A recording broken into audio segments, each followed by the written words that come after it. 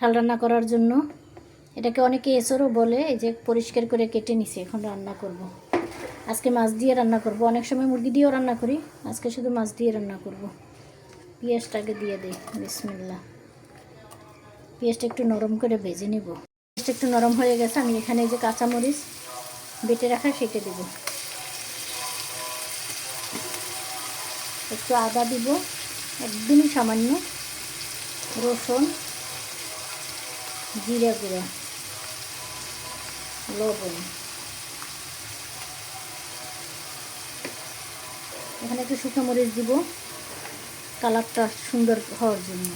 কাঁচামরিচ দিলে কিন্তু সাদা থাকে। হলুদ দিয়ে এটাকে ভালো করে কষাই নেব।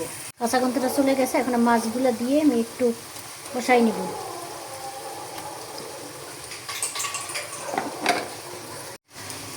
যে মাছটা কষানো হয়ে গেছে, এখন আমি এটাকে তুলে নেব। তুলে নিয়ে আমি এইটাকে, মাছটা কিন্তু বেছে নিব কাটা, কারণ এটার মধ্যে ছোটো ছোটো কাটা আছে। মাছটা তুলে নিয়ে আমি কাঁঠালটা দিয়ে দিছি।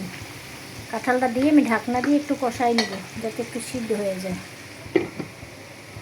কাঁঠালটা আমি কষাই নিয়েছি, এখন পানি দিয়ে দেব। মোটামুটি কিন্তু এটা সিদ্ধ হয়ে গেছে, বেশি একটা পানি লাগবে না। আর মাছটা যে বেছে রাখছি সেটাও দিয়ে দেব। বিসমিল্লাহ। মাছটার কাটা বেছে নিলাম, তাহলে খাবার সময় আবার গলায় লাগতে পারে। মিডিয়াম আছে এটা রান্না করতে হবে। ঢাকনাটা খুলে একবার নেড়ে দেই। এটা কিন্তু প্রায় সিদ্ধ হয়ে গেছে, যেহেতু ভিতরেরটা নিচে শুধু আমি, উপরের শুকলাটা নিই না, এই জন্য তাড়াতাড়ি সিদ্ধ হয়ে যাবে। একটু ঢাকনা দিয়ে দেই, আর একটু হিটটা বাড়াই দিতে হবে। আবার একটু ঢাকনাটা খুলে দেখি কী অবস্থা। প্রায় হয়ে গেছে। এভাবে কাঁঠাল রান্না করে দেখতে পারেন। অনেকেই শুধু মুরগি দিয়ে রান্না করেন, এটা চিংড়ি মাছ দিয়ে রান্না করলে, পাঙ্গাস মাছ দিয়ে রান্না করলেও ভালো লাগে। অন্যান্য মাছের চাইতে চিংড়ি মাছ আর পাঙ্গাস মাছটা বা শিং মাছ, মাগুর মাছ দিয়ে রান্না করলে কিন্তু এটা মজা হয় না। এখন আমি এখানে একটু দিয়ে দিব গরম মশলার গুঁড়ো। অবশ্যই গরম মশলার গুঁড়োটা দেওয়ার চেষ্টা করবেন, দেখবেন যে স্বাদটা কিন্তু অনেক বাড়বে। দিয়ে 1 মিনিট রান্না করব।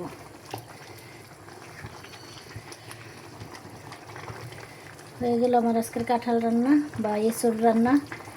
এঁচোড়ও বলে, কাঁঠালও বলে, যে যেটা বলে আসলে না, কাজ তো একই, খাবারও এক।